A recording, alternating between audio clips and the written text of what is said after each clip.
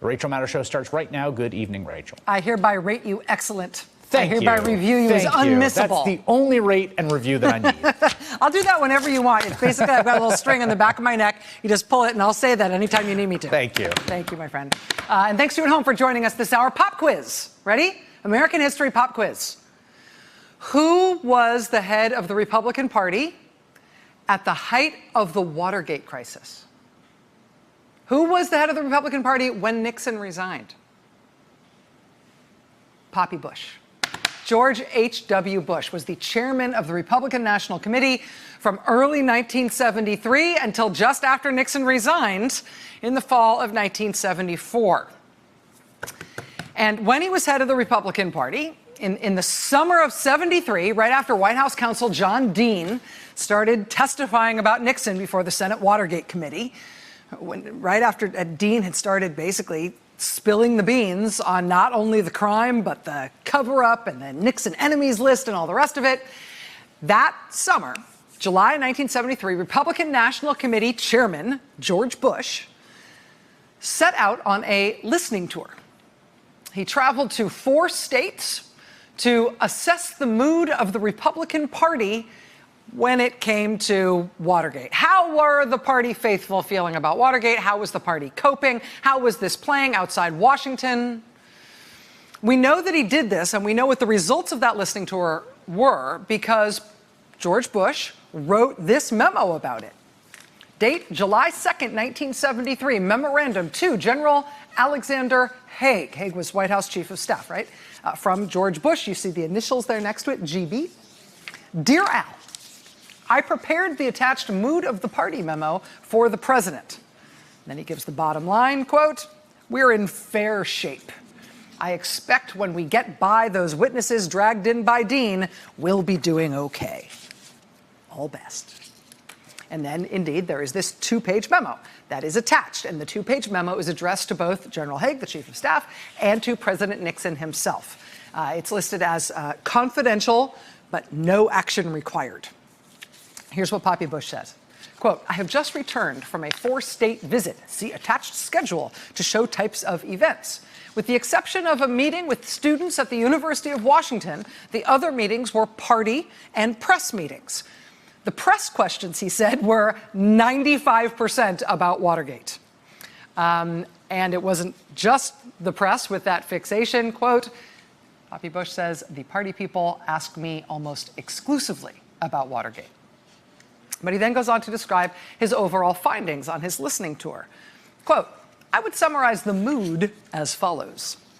A, the press. He describes them as skeptical.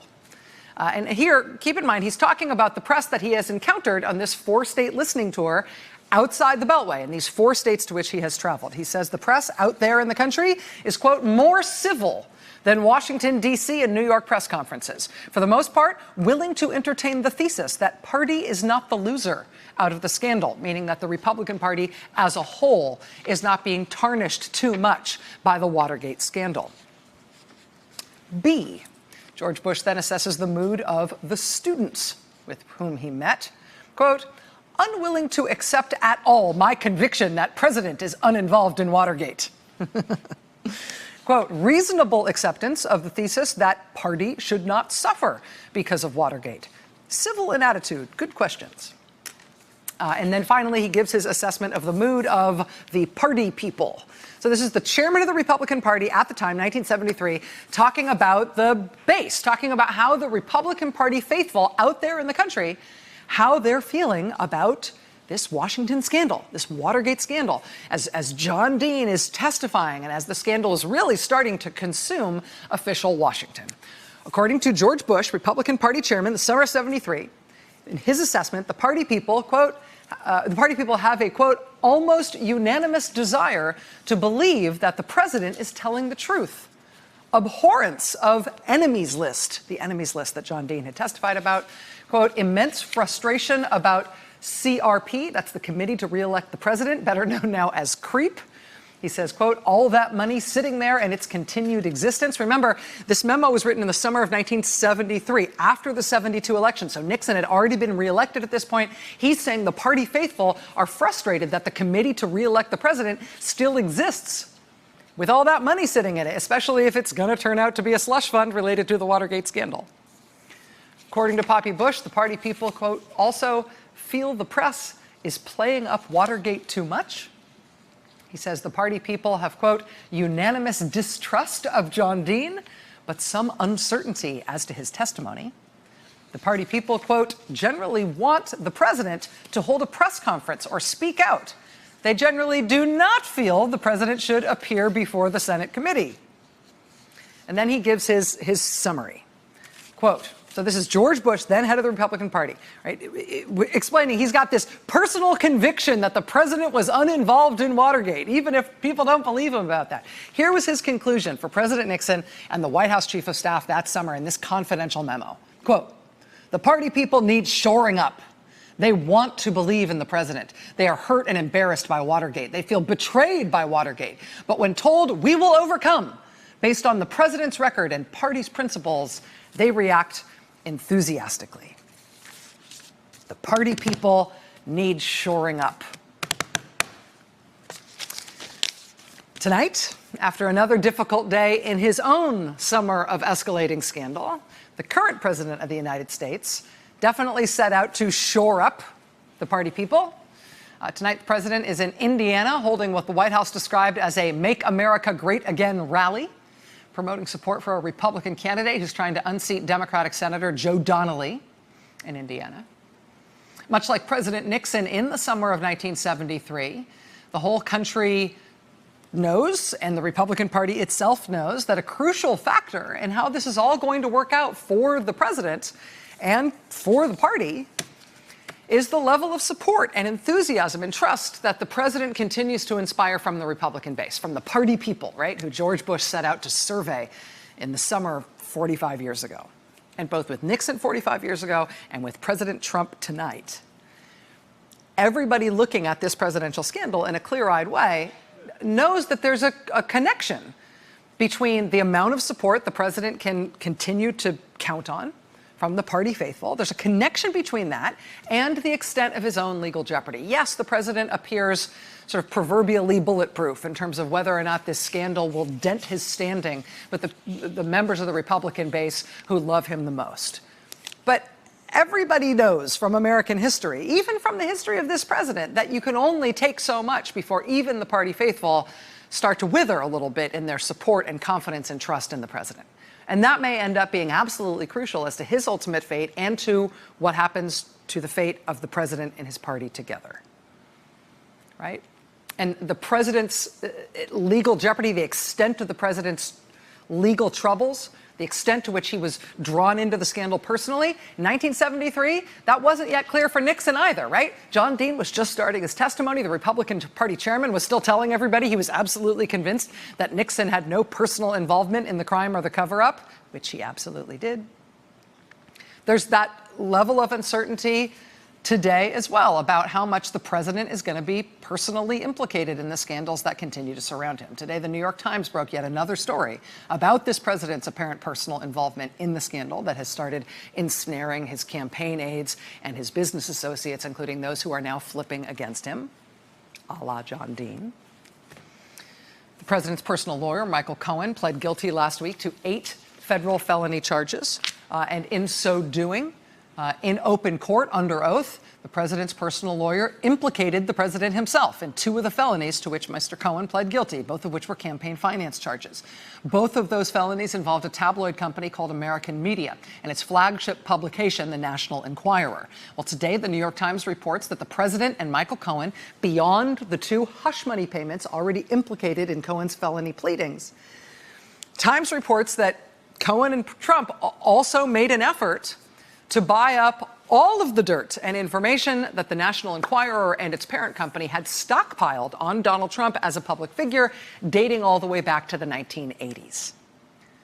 You might remember that last week, the Associated Press reported that the American media actually kept a physical safe, a vault, in which everybody knew they safeguarded all their sensitive information about celebrities and public figures that they had obtained but not yet published, including information about Donald Trump.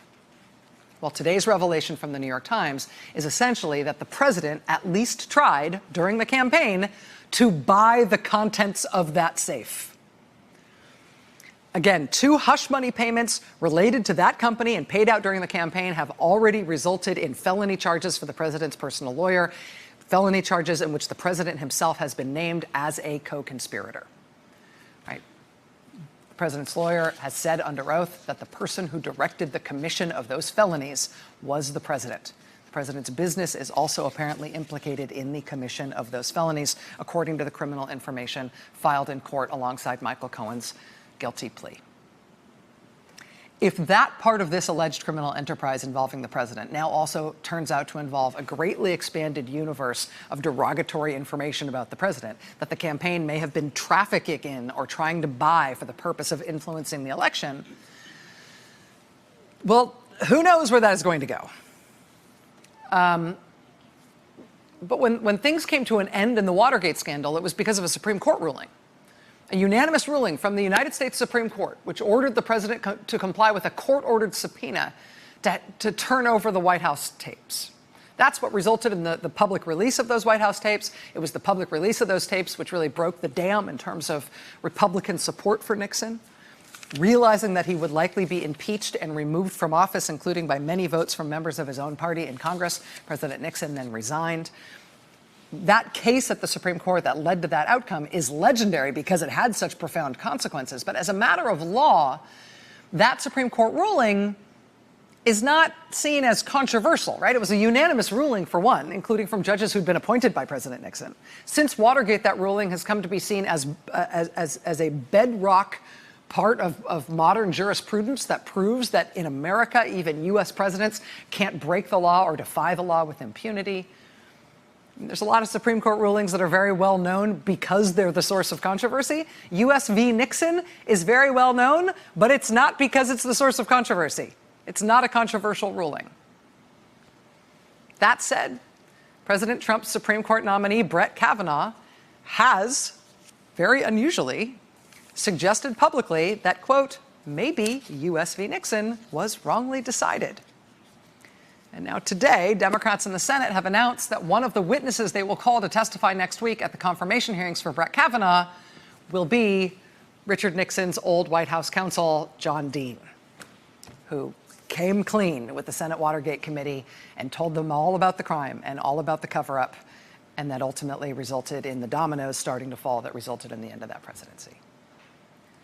John Dean's going to testify against Brett Kavanaugh. Specifically, we expect on the issue of executive power and Kavanaugh deriding the result of U.S. versus Nixon.